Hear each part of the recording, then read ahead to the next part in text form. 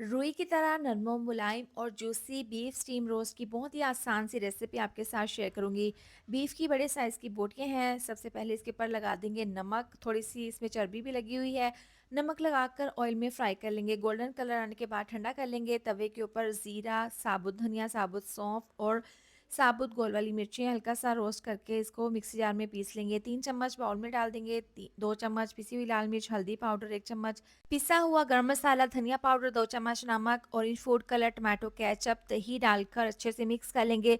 Beef की तमाम pieces को ठंडा करने के बाद इसके ऊपर मसाला लगा देंगे। अब इसको पूरी रात के लिए रेस्ट के लिए रखेंगे।